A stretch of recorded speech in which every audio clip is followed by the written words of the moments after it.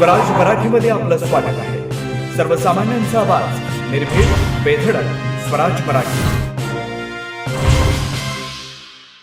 राज्यातील ऊस उत्पादक शेतकऱ्यांना एक रकमी एफआरपीचा कायदा पूर्ववत व्हावा यासाठी मुंबई उच्च न्यायालयात सुरू असलेल्या याचिकेची सुनावणी पूर्ण झाली असून लवकरच याबाबत उच्च न्यायालयाकडून ऊस उत्पादक शेतकऱ्यांना दिलासा मिळेल असा आशावाद वाटत असल्याची प्रतिक्रिया स्वाभिमानी शेतकरी संघटनेचे संस्थापक राजू शेट्टी यांनी दिली. राज्य सरकारचे महाभियोक्ता व राज्य साखर संघाचे वकील अंतरकर यांनी उच्च न्यायालयात शेतकऱ्यांच्या विरोधात 2 आठवडे आपले उलटसुलट अज्ञान पाळताना त्यांना जराही लाज वाटली नसल्याची खरमरीत टीका सुद्धा राजू शेट्टी यांनी माहिती दिली.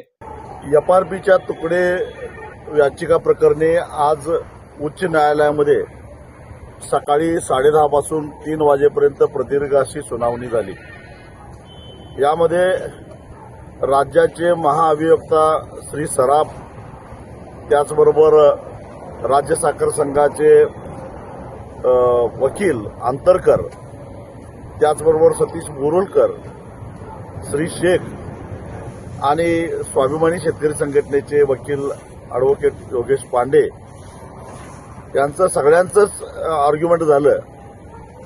आणि या दरम्यान राज्य साखर संघाचे जे वकील आहेत अंतरकर यांनी कोर्टाच्या निदर्शनास आणून दिलं की 2022 साली मला पूर्ण एफआरपी मी ज्या कारखान्याला ऊस घातलाय त्या कारखान्याने दिलेली आहे. त्यावेळी माझ्या वतीनं योगेश पांडे यांनी कोर्टाच्या निदर्शनास आणून दिलं की हा माणूस इथपर्यंत पोहोचला, त्यालाही 3 वर्षे लागली, जो माणूस 10 वर्षे संसदेमध्ये खासदार होता. मग सामान्य माणसाला न्याय कसं मिळणार?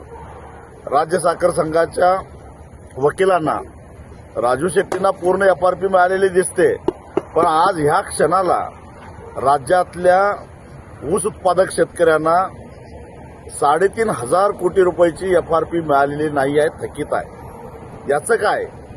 याच्याबद्दल कोण बोलणार? आणि आजच सकाळी ज्या मुख्यमंत्र्यांनी एक रकमी एफआरपी पूर्ववत करू आणि तुकड्या तुकड्यानं एफआरपी देण्याचा जो शासन निर्णय होता तो मागे घेऊ असा निर्णय घेतलेला होता, ते बैठकीत ठरलेलं होतं. त्या तत्कालीन मुख्यमंत्री आत्ताचे उपमुख्यमंत्री एकनाथ शिंदे यांनी सकाळी एक मुलाखत देऊन मी आजही शेतकऱ्यांना एक रकमी एफआरपी मिळाली पाहिजे या मुद्द्यावर ठाम आहे अशा प्रकारची भूमिका घेतली.